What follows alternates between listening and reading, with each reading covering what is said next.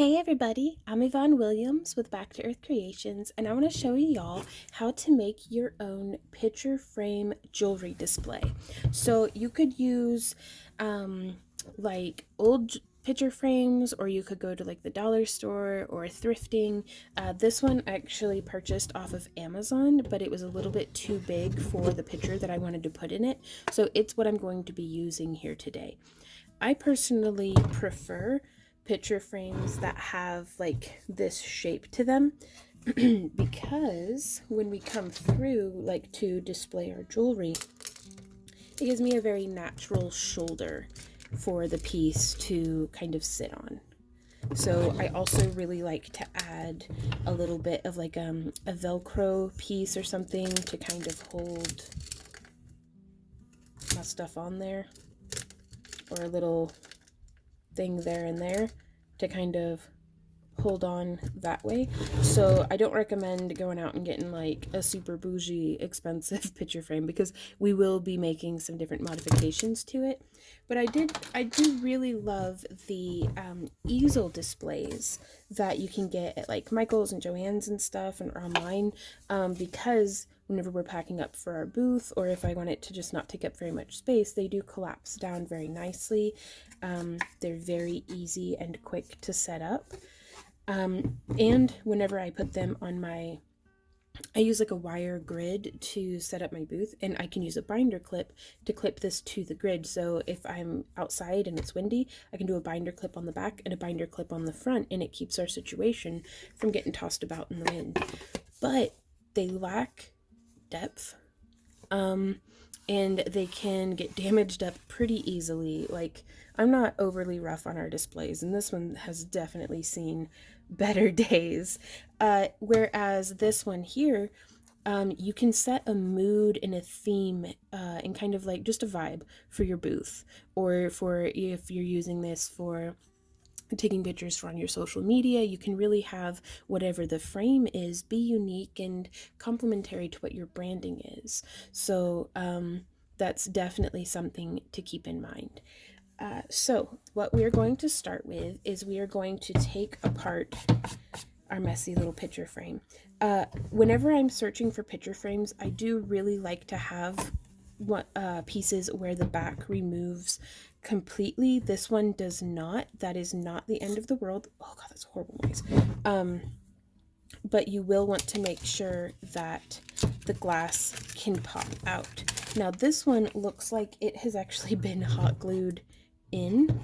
So what we could do is we could heat this up with like a heat gun and remove that hot glue, because I don't want it to get hurt. So I'm going to hit this with the heat gun and meet you guys back here, because it's going to be quite loud.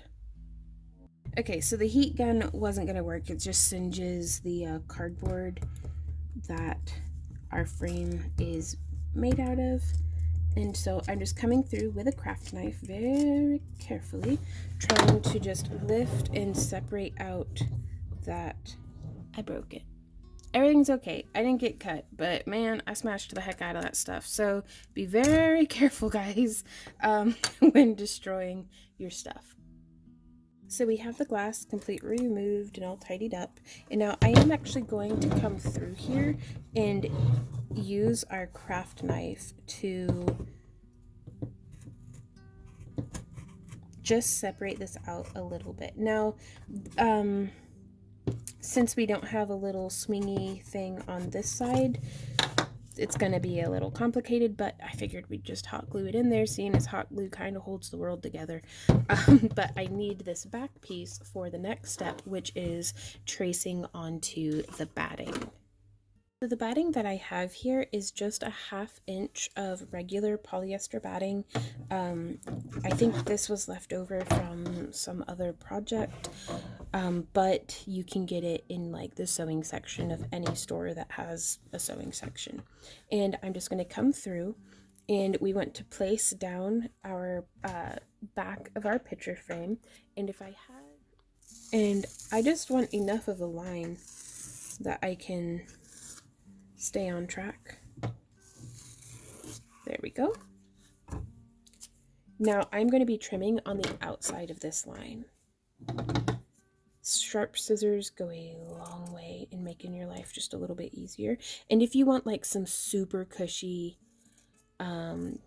like a lot of depth, like to make it look very, very lush and pillowy, we can do 2 layers of batting, which I think I may actually do because we can do a test fit just real quick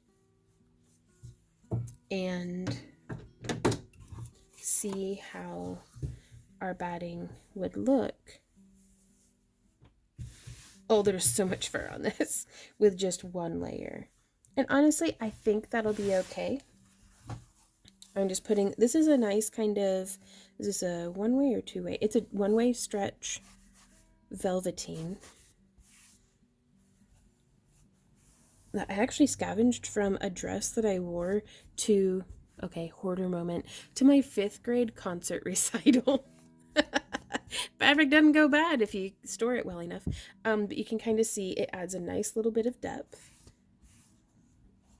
And just enough that it gives that velvet a nice curve to it. It's almost like cabbing. Instead of just having a flat piece, you're giving it that nice encabochon, and I don't know, you guys. It looks pretty and I like it like this. But if you want it more, you can add more batting. Now, I don't recommend stuffing this with loose polyfill. You kind of really want that nice flat, smooth look of the batting. So you could use your batting as your kind of template that you're tracing, but I like to use my original, and we are going to want this to be about 1 inch bigger, cut out all the way around. I realize. So you can be however tidy and neat as you like, but I think it's just fine to be messy sometimes. I'm a kind of messy, chaotic person despite my best and worst efforts. So here we are.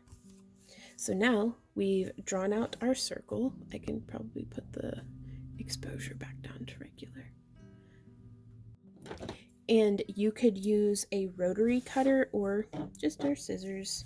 And I probably could have placed this with a little bit more thought, but that'll be okay. I'm going to come in from right here. Yeah, I really like using a rotary cutter on stretchy, slippery pieces like this. Just, it makes me feel like I have a little bit more control of what's going on, but not everybody has an arsenal of sewing supplies on hand, so, which is why we're using hot glue today. Now, you could use, if you don't have access to a hot glue gun, you can use super glue. I've done that in the past. Be careful because super glue will stick to you just as much as anything else, sometimes even better. I've used fabric tacky glues before, like tacky brand fabric glue, and that did work. You need to clip it. It doesn't, like, it has a much slower drying time than hot glue. That's what I like about the hot glue, is it's set like immediately almost. You just kind of smush it on and press it a bit and then it's done. Whereas with the tacky glue, or even like Gorilla Glues or different things like that, having some maybe clothespins or binder clamps or something to hold your piece in place can really make a big difference. That way it's not shifting around, because we are going to be pulling and having a little bit of tension on our piece here.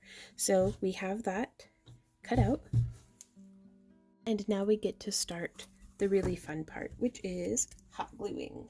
So I'm going to take, my hot glue, which my gun has been heating up, and I want to apply the hot glue just around here on the edging, and then we are going to place our batting, and then I do not apply hot glue to the front. It will disrupt the smooth silhouette of what we have going on. So we're going to do that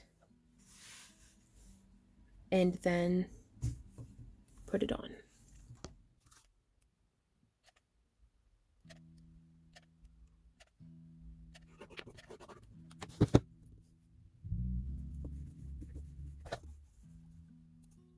So now that we have done that, we can take our frame, lay it face down on our work surface, and I'm going to try to set this out almost like a pie crust. And then we are going to take this and just place it and kind of smush it on in to our frame. Sometimes it's easier said than done. Sometimes you really gotta cram it in there. So, yep, just kind of force it in right into where actually the glass was setting. And depending on the style of your frame, like on this frame, the cardboard on the back is a little too large because it was meant to sit on top and kind of cup the picture in between. Oh, look at how nice that came out. I'm gonna have to go through and lint roll it, of course, but and so technically you could stop here. I really love that blue with the gold edging too.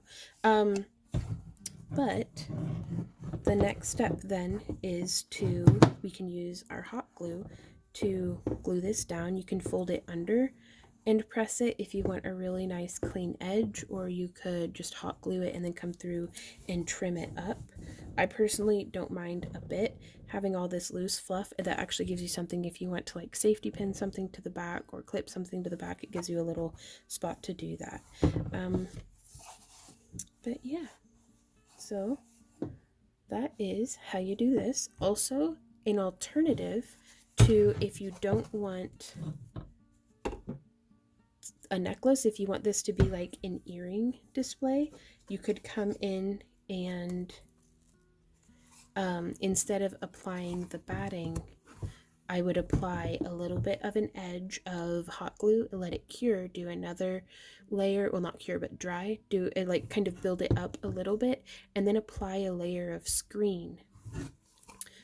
Or you could even, with this style of picture frame, it's a little tricky because if you still want the easel back to be attached, you could use this hanging and just set a little bit of screen there in the opening, hot glued tidily around the back or just directly to the back, and have it hang and hook like earrings through it. But if you want it to be able to stand up as a tabletop display, that gets a little tricky. If you guys are interested in a tutorial just on easel backed earring displays, leave a comment down below and let me know, and I'll see what we can do and come up with. Also, if y'all have any display suggestions, like what's your favorite way of displaying your product, either for pictures online or for in an in-person booth, and different stuff like that. Like, I would love to hear from y'all. Also, I just wanted this to fit a little bit better, so I'm coming through and brutalizing it with my scissors. Just massacring this perfectly decent picture frame. It didn't deserve this, and I also should have used heavier scissors, but that's fine. So I just wanted this to be able to fit in a little bit more snugly. So I've just trimmed off the cardboard from around the edge, and we're gonna flip it over. Oh yeah, don't want the pie without the pie crust. That's just goop. Okay, kind of positioning that a little bit. It's very wobbly because my table is not level. And now, that's much better. We can kind of press that in, and that gives us a very nice. Let's test and see. I kind of want to see how it would look with 2 layers of batting just before we get this set in there, because I almost wouldn't mind this pooching out just a little bit more. So we lay down our batting, we lay down our thing, we use our marker. I'm going to write as close to the edge as I can on this one because I don't want to waste batting if I can help it. And I'm doing this in real time with y'all because you never know what might come up, what kind of ideas and nonsense we might get into.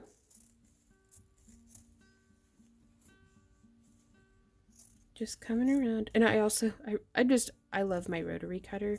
I like to use it for projects like this as well because it keeps me from getting all sorts of little untidy bits, because the whole goal with this picture frame is to keep it very, very tidy,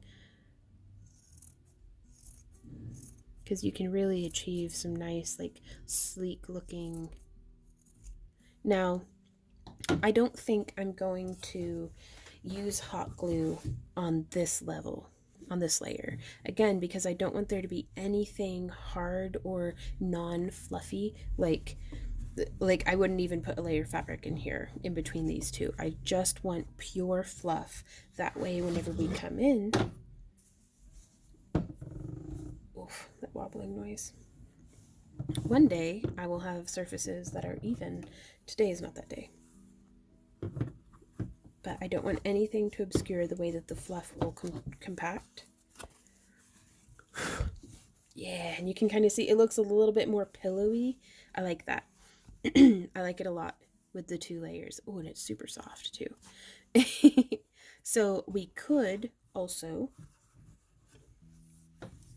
go through and kind of try to make this be a little bit tighter across, but we run into problems with, if it doesn't tighten evenly, we start getting some weird pillowing effects.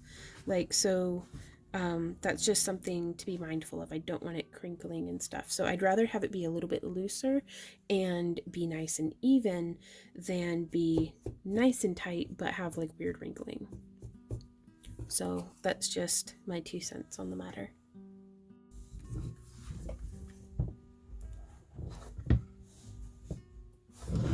So I'm just coming through and doing a little spot of hot glue and then pressing it down. Be careful to not burn yourself.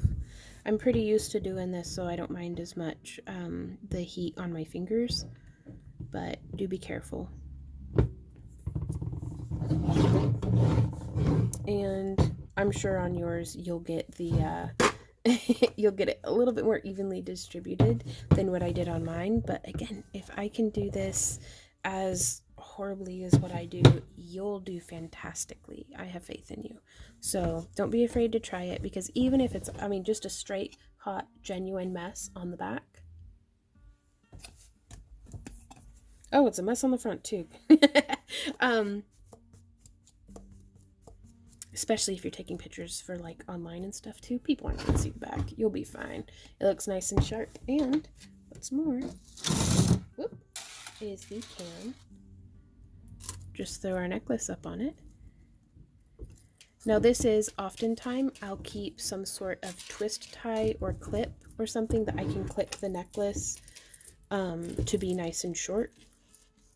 In that way it'll fit just around the neck of our piece like that. But I think this makes a beautiful display that while I have harsh lighting above me, it's not like a glass or reflective background. It kind of softens and distributes the light and gives,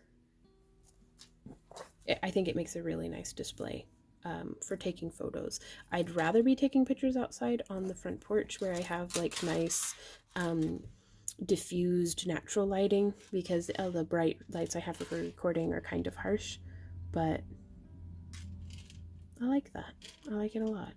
I really hope that this was helpful to you guys. If you have any questions, comments, or ideas, please leave them down below. And if you enjoy our free tutorials and would like to support the creation of more of them, please consider joining our Craft Along Club. For as little as $1 a month or $12 a year, you get access to all sorts of behind-the-scenes content, our exclusive Saturday streams. We also, the more you pledge, the more you get. We ship out craft along kits every month to our membership tiers that do that. We have digital download stuff and drawing pages, and it's just, there's all sorts of stuff going on there to kind of thank you guys for being so amazing. So yeah, so thank you for being so amazing, and we will see y'all next time. So until then, happy crafting. Bye.